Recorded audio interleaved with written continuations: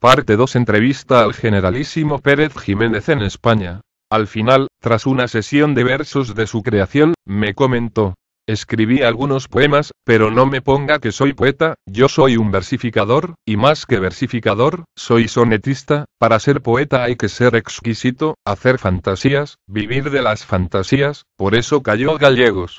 Lo demás queda entendido en el desarrollo de la entrevista.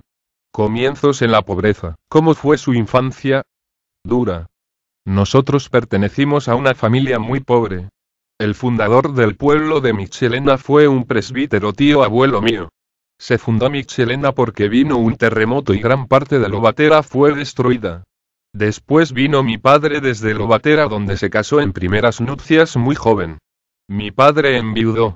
Mi madre, Angelina, vino a Michelena a fundar un colegio de mujeres, y se casaron, mi padre que ya tenía más de 60 años y mi madre que tenía cerca de 40. Del primer matrimonio, mi padre tuvo 8 hijos, del segundo 5. Cuando nací mi padre tenía casi 70 años. Mi hermano, a quien asesinaron en el Country Club, nació 3 años después de mí. Vengo de gente longeva.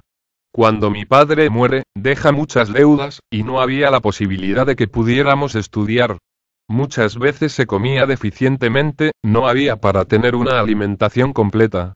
Cuando murió mi padre, hubo que repartir los pocos bienes entre la primera y la segunda familia, de manera que aquello se volvió nada. Afortunadamente para nosotros, la botica alemana, con la cual mi padre tenía una deuda, nos fue donada, y así preservamos la casa en Michelena. Esa casa, con el transcurrir del tiempo, se la apropió el gobierno, porque dice que era una casa mal habida, de los bienes mal habidos que se atribuían después de mi derrocamiento.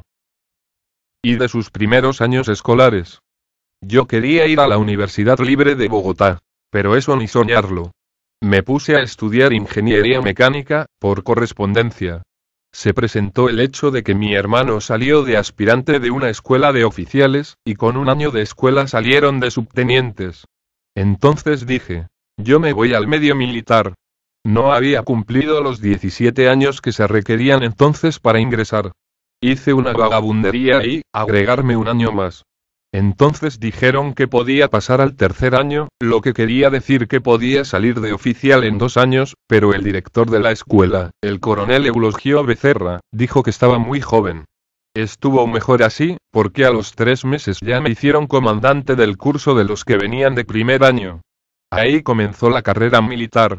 Enfrentamiento con Estados Unidos. Unos documentos que reposan en el archivo histórico en Washington hacen señalamientos sobre una supuesta cruzada librada por usted entre 1945 y 1948, promoviendo en América Latina un sentimiento contrario a Estados Unidos. Hasta cierto punto tienen razón, en el sentido de que lo que quería, en ese entonces, era una definición de la política de los Estados Unidos hacia la América Latina que fuese más digna hacia nuestros intereses, y no esa política tibia que pretendieron en distancia mantener a estas naciones como colonias económicas y en un estado de atraso permanente donde fuera más propicio el coloniaje económico.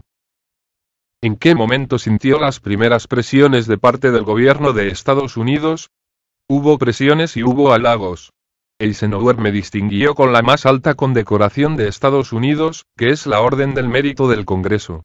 Ahora bien, yo siempre procuré que las relaciones entre Venezuela y los Estados Unidos se mantuviesen en un alto plano de dignidad, y no de subordinación. Surgieron varios acontecimientos que hicieron que estas relaciones se fueran agriando un poco.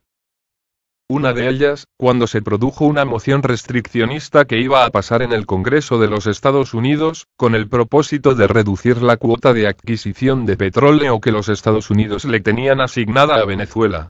A ellos les convenía más en ese momento importar petróleo de Arabia Saudita.